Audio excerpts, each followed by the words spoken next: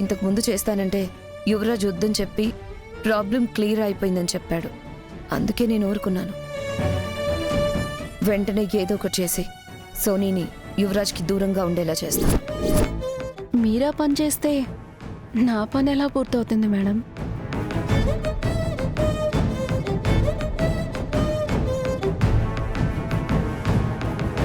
నువ్వింకా ఇక్కడి నుంచి వస్తున్నావు?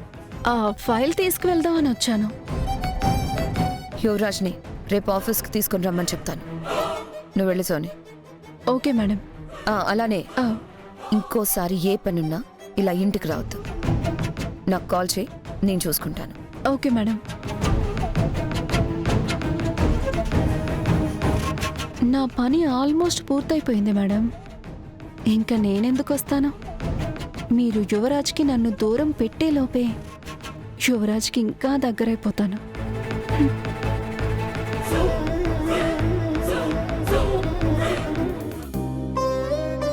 యువరాజ్ పిచ్చోడు దాత్రి. ఇంట్లో నిశికని పెట్టుకుని కూడా ఆ సోనీతో అంత చనువుగా ఎందుకుంటున్నాడో నాకు అర్థం కావట్లేదు. యువరాజ్ సోనీ గురించి తెలియకుండా సోనీ మాయలో ఉండి ఇదంతా చేస్తున్నాడని అనిపిస్తుంది. కాదు, తన ప్రవర్తన వల్ల నిషి బాధపడుతుందని తెలిసి కూడా ఇదంతా చేస్తున్నాడని తెలిస్తే మాత్రం నిషిని బాధ పెట్టినందుకు యువరాజ్ని నేనెప్పటికీ క్షమించను. యువరాజ్ పైకి ఎలా ఉన్నా నిషి అంటే చాలా ఇష్టం దాత్రి. నాకు తెలిసి వాడిదంతా తెలియకుండానే చేస్తున్నాడేమో అనిపిస్తోంది. అయినా అక్క సోనీని కన్స్ట్రక్షన్ ఆఫీస్ నుంచి ఛానల్ సైడ్ ట్రాన్స్ఫర్ చేస్తానని చెప్పింది కదా. సోనీ యువరాజ్కి దూరంగా ఉంటే అన్నీ సర్దుకుంటాయి. సోనీ వెనకాల దివ్యాంక్ ఉంది కేదార్. అంటే ఇదంతా తన ప్లానే. అసలు ఈ ప్లాన్ దివ్యాంక యువరాజ్ నిషి కాపురం కూల్చడానికి వేసిందో లేదా తన మనిషి ఛానల్లో ఉండడానికి చేసిందో తెలుసుకోవాలి. అప్పుడే సోనీ ఛానల్కి వెళ్ళడం కరెక్టో కాదో అర్థమవుతుంది. అవును దాత్రి, దివ్యాంక కూడా ఇన్వాల్వ్ అయింది కాబట్టి జాగ్రత్తగా డీల్ చేయాలి. అవును అవును దాత్రి, ఆ మీనన్ ఏమై ఉంటాడంటావు? మనం మీనన్ వదిలేసి 2 days అయింది కాబట్టి మనం మొదలొచ్చిన వెంటనే అక్కడి నుంచి ఎలాగైనా తప్పించుకోగలనే నమ్మకంతో ఉండుంటాడు. అరవడం మొదలు పెట్టుంటాడు. ఒరే నీ అబ్బాయి ఎవరైనా ఉంటే రండ్రా. రే చచ్చిపోయేలా ఉన్నాను రా, రండ్రా, మీకు దండం పెడతాను, మీ అమ్మ కడుపులు మాడరే. రే అరిచే ఓపిక కూడా లేదురా రే. గంట. రే వామో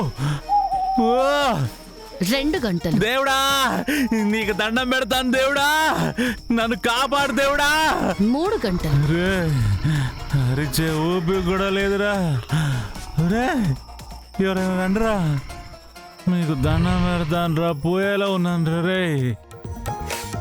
ఎప్పుడో ఒకసారి అరిచి అరిచి అలసిపోయి అరవడం ఆపేసుంటాడు.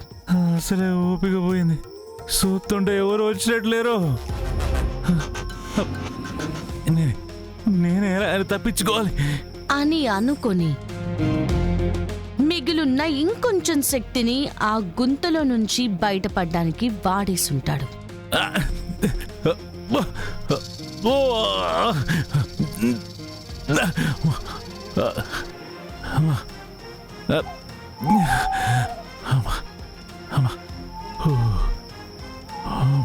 బాగా అలసిపోయి లైట్గా పడుకొనుంటాడు. కానీ మీనన్కి తెలీదు, ఈ పరిస్థితిలో ఉన్న మీనన్కి అతిపెద్ద శత్రువు చీకటని.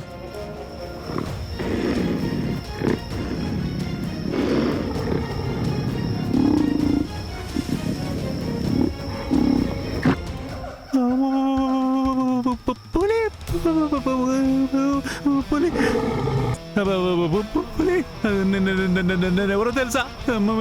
మీనన్. మీనన్ ఇగో ఏంటి భయపడాలని చూస్తున్నావా? నువ్వు కూడా జడి మనిషివేనా?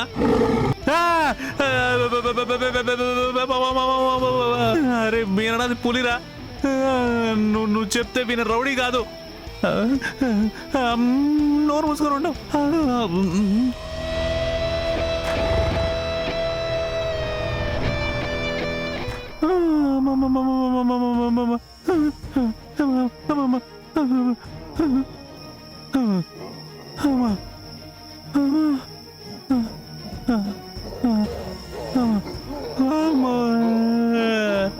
మామ చెడే, ఎంత పని చేసావు చెడే. ఇలాగైతే నేను పోతానేమో. నేను చావకూడదు. నేను బతకాలి. నేను చావను.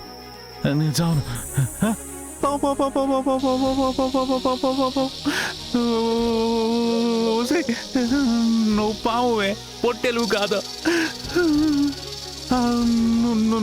నువ్వు ముందుకొచ్చి నుంచున్నావేంటే?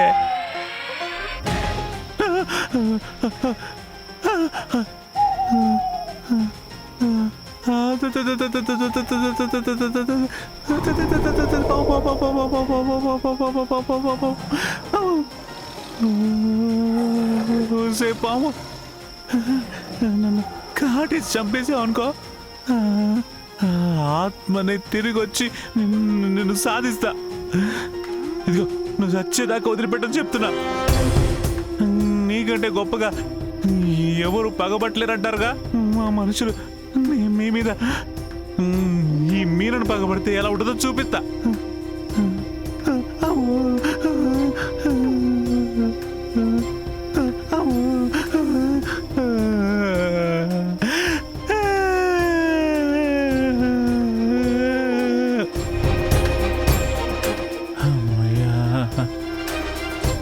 దేవుడు,